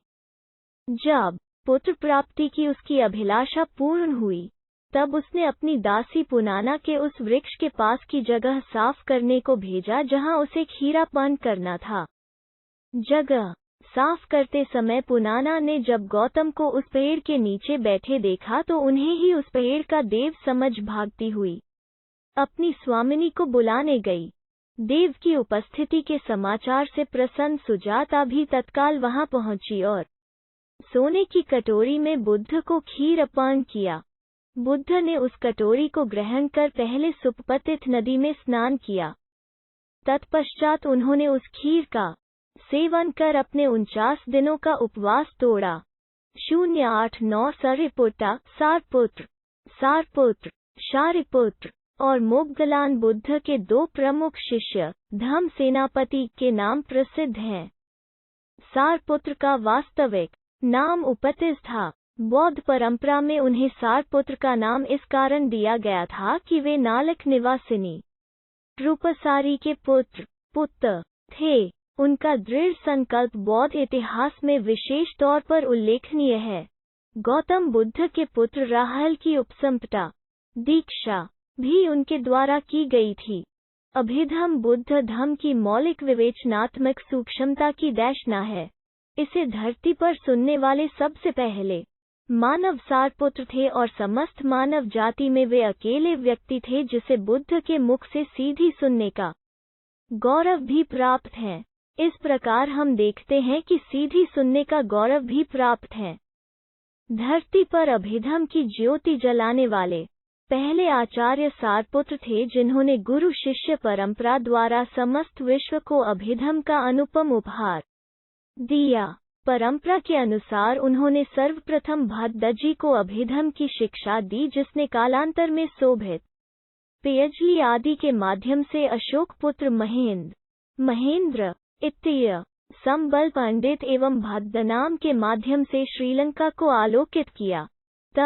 म्यांमार, थाईलैंड आदि देशों में भी अभिधम ज्योति उच्चतम प्रतिष्ठा को प्राप्त हुई। इस शिक्षा का वहाँ वही स्थान है जो इस्लामिक देशों में कुरान शरीफ का, ईसाइयों में बाइबिल का और हिंदुओं में ऋग्वेद का है। कहा जाता है कि तावलिन श्लोक में परिच्छतक वृक्ष के नीचे शक्र, इंद्र के आसन पर विराजमान हो 3 महीने तक अपनी माता को अभिधम की शिक्षा देते रहे, किंतु हर दिन वे अपना प्रतिरूप वहां रख अनोत्तप सरोवर में उत्तर सारपुत्र को वही दैशना सहज स्मरणीय रूप में सुना जाते। सारपुत्र फिर उन्हीं दैशनाओं का संगमन अपने 500 शिष्यों के साथ करते थे। 3 मास में जैसे ही बुद्ध ने अभिधम की शिक्षा तावलिन स्वरनोय पर पूरी की तो पृथ्वी पर भी अभिधम की 7 पुस्तकें तैयार हो गई तथा तभी से अभिधम संगमन परंपरा द्वारा विश्व में जीवित रही। सारपुत्र के विषय में एक और कथा प्रचलित है कि एक बार वे एक चांदनी रात में किसी खुले मैदान में समाधिस्थ थे तो उनके ऊपर से एक उड़ता हुआ यक्ष जा रहा था। उनके चमकीले व चिकने सिर पर पड़ती हुई चांद की रोशनी से आकृष्ट हो उस यक्ष को एक शरारत सूझी और उसने उनके सिर पर एक जोर का घूंसा मारा। कहा जाता है कि वो घूंसा इतना शक्तिशाली था कि उससे एक पर्वत भी ध्वस्त हो सकता था, किंतु सारपुत्र की समाधि पर उस घूंसे का कोई प्रभाव नहीं पड़ा। हाँ, जब वे समाधि से उठे तो उन्होंने अपने सिर पर थोड़ी पीड़ा अवश्य अनुभव की। 090 मोगलाना मोगल बुद्ध के 2 प्रधान शिष्यों में से एक थे मोगल, जिन्हें पाली परंपरा में महामोगल भी कहा जाता है। इन्हें बुद्ध ने सारपुत्र के साथ एक ही दिन दीक्षा दी थी और यह भी घोषणा की थी कि ये दोनों उनके शिष्य हैं। सारपुत्र जहां अपनी बुद्धिमत्ता के लिए विख्यात थे, वहीं मोगलर अपनी अद्भुत चमत्कारिक शक्तियों के लिए प्रसिद्ध थे। उदाहरण के लिए, वे विविध जीवंत आकृतियों के निर्माण में समर्थ थे, कोई भी रूप धारण कर सकते थे। एक बार उन्होंने मिगरमत्युपसाद नामक मठ को अपने चरण स्पर्श मात्र से हिला दिया था। यह भूतल के उन कुछ भिक्षुओं के लिए चेतावनी थी जो यह जानते हुए भी गल्प कथन में मग्न थे कि स्वयं बुद्ध उस मठ के प्रथम तल पर विद्यमान है। मोगलर और सारपुत्र एक ही दिन जन्मे थे। इनकी माता का नाम मोगली या मोगलानी होने से इनका नाम मोगला पड़ा। इनके गांव के नाम की वजह से इन्हें कोलित भी कहा जाता था। मोगलर और सारपुत्र के परिवारों के बीच 7 पीढ़ियों से मैत्री संबंध था। ये दोनों भी शैशव से ही मित्र थे। एक बार दोनों मित्र एक नाटक गिलगामेश देखने गए और उसके माध्यम से दोनों ने अनुभव किया कि यह विश्व भी एक नाटक ही है और सभी सांसारिक वस्तुएं अनित्य हैं। इस अनुभव से दोनों संसार से विरक्त हो गए। पहले ये संजय के शिष्य हुए, पर उनकी शिक्षाओं से असंतुष्ट हो इन्होंने सारे भारत में घूम घूम कर उस समय के सभी विद्वानों से विचार विमर्श किया। अंततः इस सब से असंतुष्ट दोनों ने अलग अलग होने का निश्चय किया और प्रण लिया कि दोनों एक दूसरे को किसी भी उल्लेखनीय अन्वेषण से अवगत करवाएंगे। जब सारपुत्र ने बुद्ध के एक शिष्य साजी के प्रवचन सुने, तो वे उनके सिद्धांत से बहुत प्रभावित हुए और एक सोतपन बन गए। वे मोगला के पास पहुंचे और उन्हें अपनी उपलब्धि की सूचना दी और बुद्ध वचन सुन मोगला भी एक सोतपन बन गए। दोनों संजय के 500 शिष्यों सहित बुद्ध के दर्शनार्थ चल दिए। उन सभी ने बुद्ध के दर्शन किए और उनके प्रवचन सुने और मोगला एवं सारपुत्र को छोड़ सभी अरहत बन गए। मोगला मगध के कल्लवल के उपग्राम में चले गए। दीक्षा के 1 सप्ताह के उपरांत समाधि की परम अवस्था में उन्हें बुद्ध से दीक्षा प्राप्त हुई और वे भी अरहत बन गए। मोगला समाधि की तुरीय अवस्था में बहुत जल्दी पहुंच जाते थे, इसीलिए महान नाग नंदोपनंद के दमन को उनकी पालौकिक शक्तियों का सर्वोत्कृष्ट उदाहरण कहा जा सकता है। जब देवदत्त द्वारा संघ में विभाजन की बात उठी, तो बुद्ध ने इन 2 शिष्यों को गयासीस भेजा। ताकि वे भ्रमित भिक्षुओं को लौटा पाएं। दोनों ने 500 भिक्षुओं को संघ में वापस लौटाकर अपने कर्तव्य का सफलतापूर्वक निर्वहन किया। बुद्ध के पुत्र राहुल के गुरु सारपुत थे, तो मोगल उनके शिक्षक। सारपुत और मोगल ने एक दूसरे से एक अनुरोध किया था। मोगल ने सारपुत के 15 दिन बाद प्रतिपदा के दिन देह त्याग किया। कलसल में मोगल जब अपने कक्ष में थे तो कुछ डाकुओं ने उन्हें बहुत बुरी तरह पीटा। उनका अंत बहुत कारुणिक हुआ। किसी तरह अपनी टूटी हड्डियों वाले जर्जर शरीर को घसीटते हुए वे बुद्ध के पास पहुंचे और उनसे इस संसार को छोड़ने की अनुमति मांगी। परंपरा कहती है कि उनका दुखदायी अंत इसलिए हुआ क्योंकि अपने किसी पूर्व जन्म में उन्होंने अपने बूढ़े, जर्जर और अंधे माता पिता को अपनी पत्नी के दुराग्रह पर एक वन में ले जाकर पीट पाट कर मार डाला था। ऐसा उन्होंने मोहग्रस्त होकर किया था। इसीलिए इस वर्तमान जन्म में उन्हें ऐसी मृत्यु प्राप्त हुई क्योंकि कर्मफल से कोई नहीं बच सकता। जातक कथाओं में मोगल कई पात्रों के रूप में चित्रित हैं। उदाहरणार्थ इंद्रिय जातक में किसवच्चा, कुरुंग में जातक में कछुआ, तितिर जातक में व्याघ्र, विधुर पंडित जातक में गरुराज इत्यादि। 09 एक स्टोरी ऑफ मार कथा।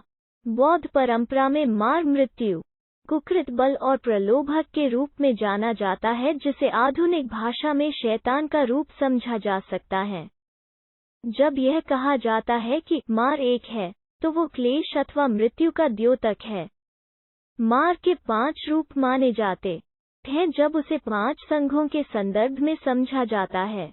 पूर्ण मार को अभिसतखार मार तथा यम के 4 देव पुत्रों के रूप में भी स्वीकार किया गया है। मार को नमुची का नाम दिया गया है क्योंकि कोई भी उससे नहीं बच सकता। उसे वसवत्ती भी कहा जाता है क्योंकि वो हर कोई को अपने वश में करता है।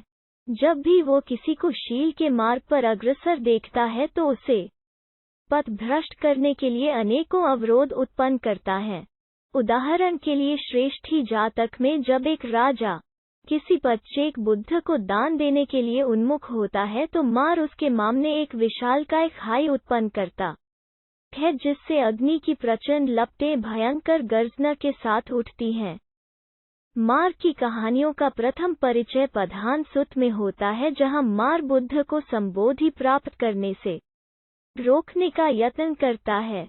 मार की 10 सेनाएं होती हैं, यथा राग, लिप्सा, असंतोष या घृणा, भूख, प्यास, तृष्णा, आलस्य, भय, शंका, दंभ तथा घमंड। उपर्युक्त सेनाओं में उसकी 3 पुत्रियां भी है जो तृष्णा, अति, असंतोष तथा राग के नाम से जानी जाती हैं।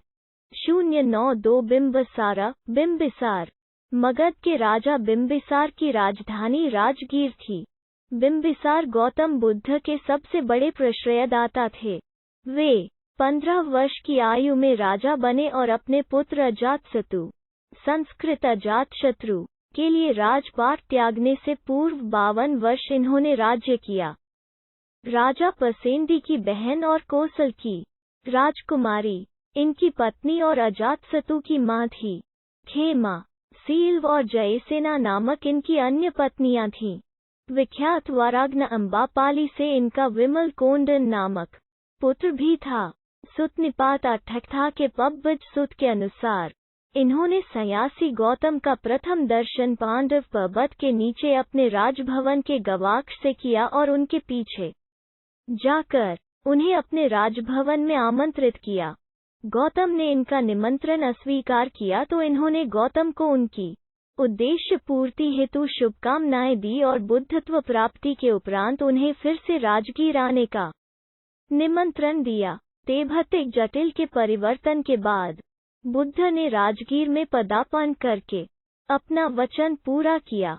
बुद्ध और उनके अनुयायी राजकीय अतिथियों की भांति राजगीर आए।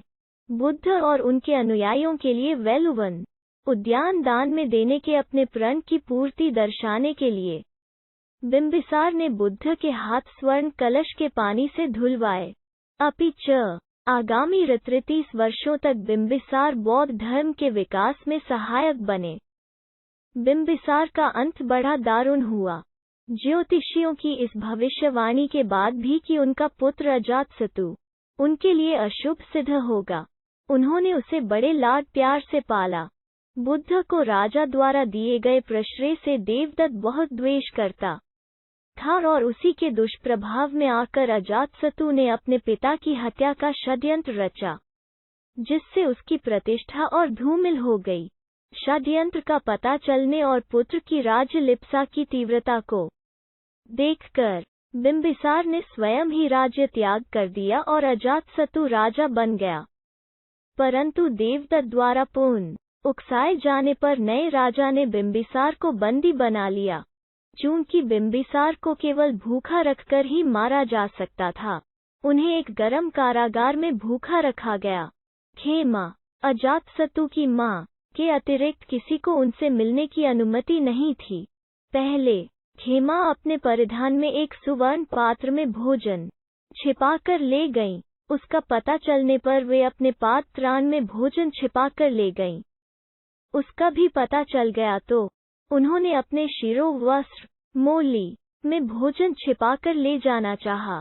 उसका भी पता चला गया तो वे सुगंधित जल में स्नान करके अपनी देह को मधु से लेप कर गईं, जिससे वृद्ध राजा उसे चाट ले और बच जाएं।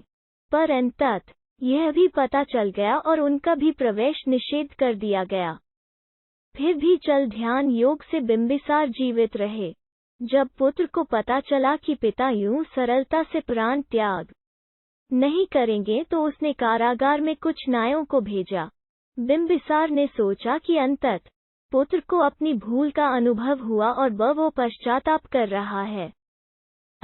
उन्होंने नायों से अपनी दाढ़ी और बाल काटने को कहा ताकि वे भिक्षुवत जीवन यापन कर पाएं।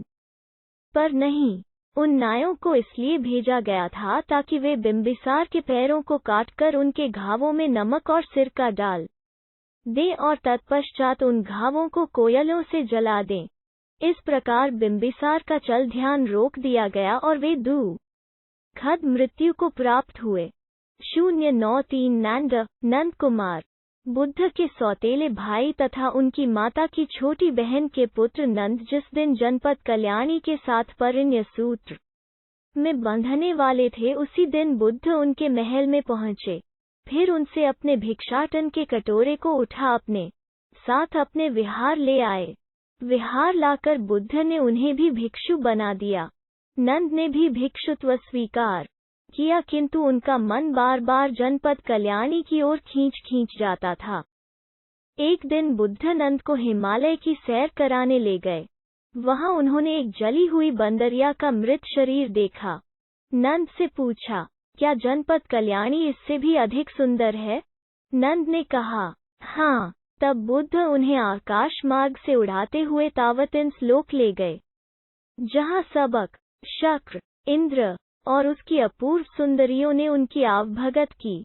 बुद्ध ने तब नंद से पूछा, क्या जनपद कल्याणी इन सुंदरियों से भी सुंदर है? तब नंद ने कहा, नहीं। बुद्ध ने नंद के सामने तब यह प्रस्ताव रखा कि यदि वे भिक्षु की चर्या अपनाएंगे तो उनकी शादी शक की किसी भी सुंदरी से करा देंगे। नंद ने बुद्ध का प्रस्ताव मान लिया। नंद के साथ जब बुद्ध अपने विहार पहुंचे तो वहां उपस्थित 80 भिक्षुओं ने नंद से उनके भिक्षुत्व की प्रतिज्ञा के संदर्भ में प्रश्न किया। तब नंद का मुख लज्जावनत हो गया। वे अपनी पूरी शक्ति के साथ अरहत्व की साधना में जुट गए और अंततः अरहत बनने का लक्ष्य प्राप्त कर ही लिया। 094 जनपदा कल्याणी नंदा, जनपद कल्याणी नंदा। बुद्ध के भाई नंद की मंगेतर जनपद कल्याणी नंदा अपने काल की अपूर्व रूपसी थी। उसका नाम जनपद कल्याणी इसलिए पड़ा था कि उसका रूप, लावण्य और शोभा और श्री समस्त जनपद के लिए कल्याणकारी माना जाता था। नंद से उसका प्रगाढ़ प्रेम था और उनसे शादी की आशा में वो फूले न समा रही थी। किंतु जिस दिन वो नंद के साथ परिणय सूत्र में बंधने जा रही थी और अपनी शादी की सारी तैयारियों को निहार निहार पुलकित हो रही थी। ठीक उसी समय उसने नंद को बुद्ध के साथ बुद्ध के भिक्षाटन के कटोरे को लिए प्रासाद से बाहर जाते देखा। फिर बहुत देर तक उनके लौटने की राह तकती रही। देर शाम तक नंद वापस न लौटे। तभी अचानक उसे यह सूचना दी गई कि नंद भी गृहस्थ त्याग भिक्षु बन चुके थे। इस सूचना से जनपद कल्याणी नंदा को गहरा आघात लगा और वो मूर्छित हो गई। 095 the spiritual journey of Janapada Kalyani, Janapada Kalyani की आध्यात्मिक यात्रा। जब नंद के प्रत्यावर्तन की सभी आशाएं विफल हो गईं, तो शनैः शनैः जनपद कल्याणी इस दुख से उबरने लगी। थोड़े समय बाद उन्हें लगा कि उनका संपूर्ण जीवन व्यर्थ और उद्देश्यहीन हो चुका है। सो उन्होंने संघ में शरण लेने का विचार बनाया। प्रजापति के निर्देशन में उन्होंने सांसारिक जीवन का परित्याग कर दिया और संघ में शरण ले ली। तब तक बुद्ध ने संघ में भिक्षुनियों के प्रवेश की अनुमति दे दी थी। यद्यपि उन्होंने संसार त्याग कर दिया था, पर अपने शरीर के प्रति उनका मोह कम नहीं हुआ था। अपने शारीरिक सौष्ठव का गर्व सदा उनमें पलता रहता। अपिच शारीरिक सौंदर्य सहित अन्य सभी सांसारिक वस्तुओं की अनित्यता को रेखांकित करते बुद्ध वचनों को सुनने की वे हिम्मत न करती। साथ ही उन्होंने यह भी कभी नहीं सोचा कि उनकी अप्रतिम सुंदरता एक दिन धूमिल हो जाएगी। फिर भी एक दिन मठ की अन्य भिक्षुणियों के साथ वे बुद्ध के उपदेशों को सुनने चली ही गईं। बुद्ध ने उनका मन पढ़ लिया था। उन्होंने एक अति लावण्यमय आकृति का निर्माण किया जो उनके सम्मुख उस दिन प्रवचन के समय चंवर डुलाती रही। उपदेश के दौरान भी जनपद कल्याणी अपने लावण्य के प्रति काफी सजग रहीं और इसी विषय में सोचती रहीं। पर जैसे जैसे बुद्ध का उपदेश आगे बढ़ा, उन्होंने अपने को तेजी से बूढ़ा होते पाया और वे वृद्धत्व की चरम सीमा तक पहुंच गईं। उनकी त्वचा पर झुर्रियां पड़ गईं, बाल सफेद हो गए, स्तन लटक गए और अचानक लोगों की अब तक लोलुप आंखों के भाव बदल गए। फिर उन्होंने स्वयं को मृत देखा और देखा कि उनका शरीर मात्र एक मलपिंड है। इस दृश्य ने उन्हें आध्यात्मिक रूप से उन्नत किया और वो एक सोतपन बन गईं। बाद में बुद्ध के कायविच्छिन्दिक सुत शरीर के क्षरण की प्रक्रिया पर प्रवचन को सुनकर उन्होंने अरहत पद प्राप्त किया। 096 फुस्सा बुद्धा, फुस बुद्ध। 24 बुद्धों की परिगणना में फुस बुद्ध का स्थान 18वां है। इनका जन्म काशी के सिरिमा उद्यान में हुआ था। इनके पिता का नाम जयसेन था जो एक कुलीन क्षत्रिय थे। मनोरथ पुराणी के अनुसार उनके पिता का नाम महेंद्र था। उनकी एक बहन थी और 3 सौतेले भाई। इनकी पत्नी का नाम किसा गौतमा था, जिससे उन्हें आनंद नाम के पुत्र रत्न की प्राप्ति हुई थी। परंपरा के अनुसार उनकी लंबाई 58 हाथों की थी तथा वे गरुड़, हंस तथा सुवम नभार नामक 3 प्रासादों में 6000 वर्षों तक रहे। एक हाथी पर सवार हो उन्होंने गृहस्थ जीवन का परित्याग किया था एवं 6 वर्षों के तप के बाद उन्होंने संबोधि प्राप्त की। संबोधि के ठीक पूर्व उन्होंने एक श्रेष्ठी कन्या सिरिवाढ़ा के हाथों खीर और सिखिवाढ़ा नामक एक सन्यासी द्वारा प्रदत्त घास का आसन ग्रहण किया था। एक अम्लिक वृक्ष के नीचे विद्या बोधि की प्राप्ति की। सुखित और धमसेन उनके प्रमुख शिष्य थे तथा साला और उपसला उनकी प्रमुख शिष्याएं। संजय, धनंजय तथा विसारक उनके प्रमुख उपासक थे तथा पदुमा और नागा उनकी प्रमुख उपासिकाएं। उपर्युक्त दोनों महिलाएं उनकी मुख्य प्रश्रयदा थीं। उन दिनों बोधिसत्व अरिमंद नामक स्थान में उत्पन्न हुए थे। तब उनका नाम निजजितावी था। 097 विपस्सी बुद्धा, विपस्सी बुद्ध। पाली परंपरा में विपस्सी 19वें बुद्ध माने जाते हैं। उनका जन्म बंधुमती के खेम उद्यान में हुआ था। उनकी माता का नाम भी बंधुमती था। उनके पिता का नाम बंधुम था, जिनका गोत्र कोंडन्य था। उनका विवाह सूतना के साथ हुआ था, जिससे उन्हें संवत्संग नामक पुत्र की प्राप्ति हुई थी। एक रथ पर सवार हो उन्होंने अपने गृहस्थ जीवन का परित्याग किया था। 8 महीने के तप के बाद उन्होंने एक दिन सुदर्शन सेट्ठी की पुत्री के हाथों खीर ग्रहण कर पाटली वृक्ष के नीचे बैठ संबोधि प्राप्त की। उस वृक्ष के नीचे उन्होंने जो आसन बनाया था उसके लिए सुजात नामक एक व्यक्ति ने घास दी थी। संबोधि प्राप्ति के बाद उन्होंने अपना पहला उपदेश अपने भाई संघ और अपने कुल पुरोहित पुत्र लिज को खोयमित्रदाय में दिया था। अशोक उनके मुख्य उपासक थे तथा चंदा एवं चंदमिता उनकी मुख्य उपासिकाएं थीं। पुनब व सुमित एवं नाग उनके मुख्य प्रश्रयदाता तथा सिरिमा एवं उत्तरा उनकी प्रमुख प्रश्रयदात्र थीं। 80,000 वर्ष की अवस्था में वे परिनिवृत्त हुए। विपस्सी बुद्ध के काल में बोधिसत्व अतुल नामक नागराज के रूप में जन्मे थे। तब उन्होंने विपस्सी बुद्ध को एक रत्न जड़ित स्वर्ण आसन प्रदान करने का गौरव प्राप्त किया था। 098 सिखी बुद्धा शिखी बुद्ध। पाली परंपरा में शिखी बुद्ध 20वें बुद्ध हैं। इनके पिता का नाम अरुणव और माता का नाम पभावती है।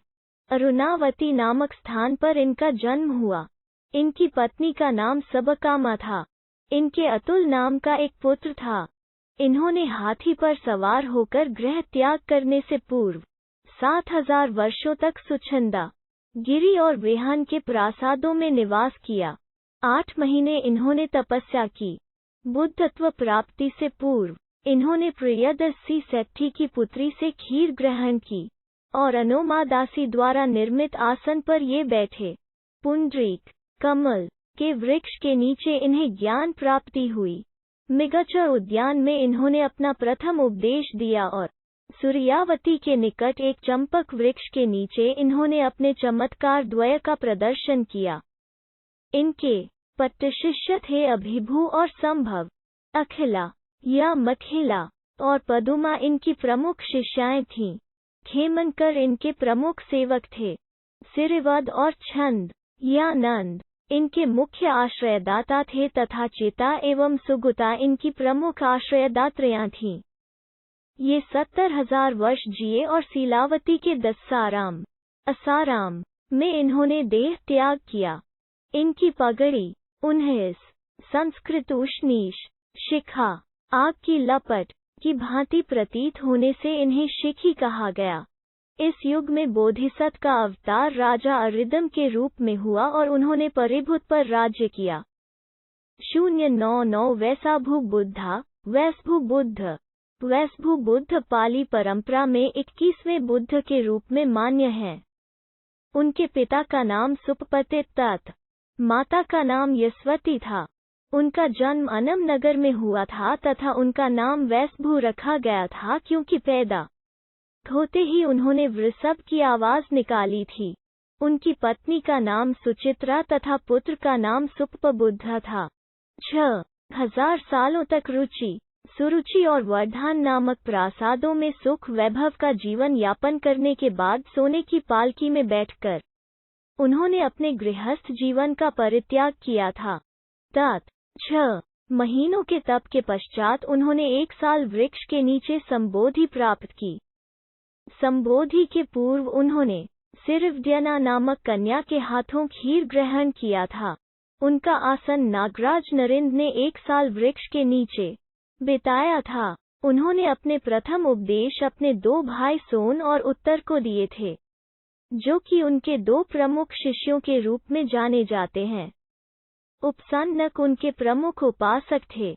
उनके प्रमुख प्रश्रयदाता सोत्थिक एवं राम गौतमी और सिरिमा तथा उनकी प्रश्रयदात्र थीं। 60,000 वर्ष की अवस्था में उन्होंने खोमाराम में परिनिर्वाण प्राप्त किया। उनके अवशेषों को अनेक स्थानों में बिखेर दिया गया था।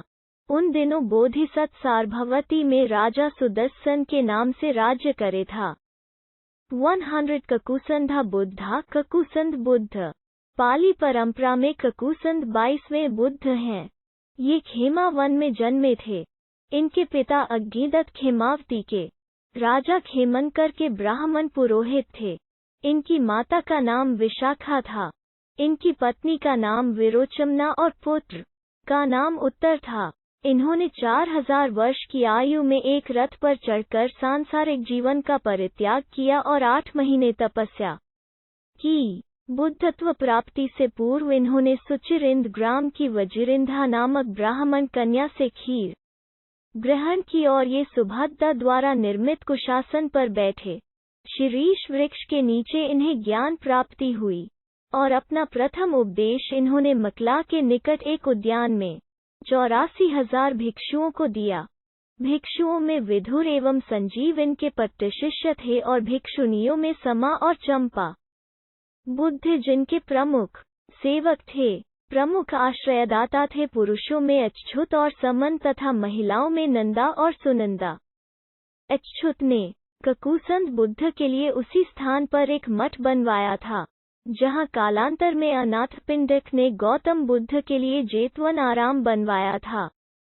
संयुक्त निकाय आत 194 के अनुसार उस समय राजगीर के वेपुल्ला पर्वत का नाम पच्छिनवस था और उस क्षेत्र के लोग देव थे। ककुसंद बुद्ध ने 40,000 वर्ष की आयु में देह त्याग किया। इनके समय में बोधिसत्व ने राजा खेम के रूप में अवतार लिया था। 101 कोनागमना बुद्धा कोंगमन बुद्ध कोंगमन 23वें बुद्ध माने जाते हैं। ये भाद्रकल्प के दूसरे बुद्ध हैं। शोभावती के समगवती उद्यान में जन्मे कोंगमन के पिता का नाम यज्ञदत्त था। उत्तरा उनकी माता थी। इनकी धर्मपत्नी का नाम रुचिता था और उनके पुत्र का नाम सत्वाहा। 3000 सालों तक एक गृहस्थ के रूप में रहने के बाद एक हाथी पर सवार होकर इन्होंने गृह त्याग किया और संन्यास को उन्मुख हुए। 6 महीनों के कठिन तप के बाद इन्होंने अग्गिसोमा नाम की एक ब्राह्मण कन्या के हाथों खीर ग्रहण किया। फिर तेंदुक नामक व्यक्ति द्वारा दी गई घास का आसन उदुम्बरा वृक्ष के नीचे बिछाकर तब तक समाधिस्थ रहे जब तक कि मेबोधि प्राप्त नहीं की। तात सुदस्मन नगर के उद्यान में उन्होंने अपना पहला उपदेश दिया। भिथ्या व उत्तर उनके प्रमुख शिष्य थे और समुद्दा व उत्तरा उनकी प्रमुख शिष्याएं। कोपगमन का नाम कंकिगमन से विष्पत है क्योंकि उनके जन्म के समय समस्त जम्बूद्वीप भारतीय उपमहाद्वीप में सुवर्ण वर्षा हुई थी। इन्हीं का नाम संस्कृत परंपरा में कनक मुनि है। इनके काल में राजगीर के वेपुल्ला पर्वत का नाम वंका था और वहां के लोग रोहितस के नाम से जाने जाते थे। उन दिनों बोधिसत्व मिथिला के एक क्षत्रिय कुल में उत्पन्न हुए थे। तब उनका नाम पबत था। 30,000 वर्ष की आयु में पब्बताराम में उनका परिनिर्वाण हुआ। कोंगमन की कथ केवल साहित्यिक स्रोतों पर ही आधारित नहीं है, उनका पुरातात्विक आधार भी है क्योंकि सम्राट अशोक ने अपने राज्याभिषेक के 20वें वर्ष में कोंगमन बुद्ध के छूप को, जो उनके जन्मस्थान पर निर्मित था, दुगुना बड़ा करवाया था। इसके अतिरिक्त फाहियान व हमवेनसांग ने भी उस छूप की चर्चा की है। 102 कस्सापा बुद्धा कस्सप बुद्ध पाली परंपरा में परिगणित 24वें बुद्ध थे। इनका जन्म सारनाथ के इसिपतन भगदाय में हुआ था, जहां गौतम बुद्ध ने वर्षों बाद अपना पहला उपदेश दिया था। काश्यप गोत्र में उत्पन्न कस्सप को पिता का नाम ब्रह्मदत्त था और माता का नाम धनवती। उनके जन्म काल में वाराणसी में राजा केकी राज्य करते थे। इनकी धर्मपत्नी का नाम सुनंदा था तथा पुत्र का नाम विजित सेन। 2000 वर्षों तक गृहस्थ जीवन भोगने के बाद उन्होंने संन्यास का मार्ग अपनाया। संबोधि के पूर्व उनकी धर्मपत्नी ने उन्हें खीर खिलाई थी और सोम नामक एक व्यक्ति ने आसने के लिए घास दिए थे। उनका बोधि वृक्ष एक वट का पेड़ था। कस्सप बुद्ध ने अपना पहला उपदेश इसिपतन में दिया था। तिज और भारद्वाज उनके प्रमुख शिष्य थे तथा अतुला और उरुवेला उनकी प्रमुख शिष्याएं। उनके काल में बोधिसत्व का जन्म एक ब्राह्मण के रूप में हुआ था, जिनका नाम ज्योतिपाल था। 20,000 वर्ष की अवस्था में कश्यप का परिनिर्वाण काशी के सेतव्य उद्यान में हुआ था। फायायान और हम्वेनसांग ने भी कश्यप बुद्ध के तीर्थ स्थलों की चर्चा की है। संस्कृत परंपरा में कश्यप बुद्ध कश्यप बुद्ध के नाम से जाने जाते हैं।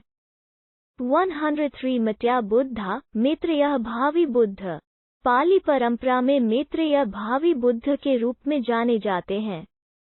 संस्कृत ग्रंथों में इनका नाम मैत्रेय है। परंपरा में यह मान्य है कि इनका जन्म तब होगा जब मनुष्यों का औसतन जीवन काल 84,000 वर्षों का होगा। मैत्रेय का जन्म एक प्रसिद्ध विद्वत कुल में अजित के नाम से केतुमती नामक एक स्थान में होगा। इनके पिता का नाम सुब्रह्मण्य तथा माता का नाम ब्रह्मवती होगा। इनकी पत्नी की नाम चंद्रमुखी और पुत्र का नाम ब्रह्मवर्धन होगा। अभी मैत्रेय तुसित नामक देवलोक में नाथ के नाम से निवास कर रहे हैं। इन्हें विश्वपानी भी कहा जाता है। महामाया के पेट में गर्भस्थ होने से पूर्व गौतम ने विश्वपानी को ही तुसितलोक का उत्तराधिकार सौंपा था। चूंकि मैत्रेय ने अभी तक सांसारिकता का त्याग नहीं किया है, अत चित्रों व प्रतिमाओं में मुकुट के साथ ही दर्शाए जाते हैं।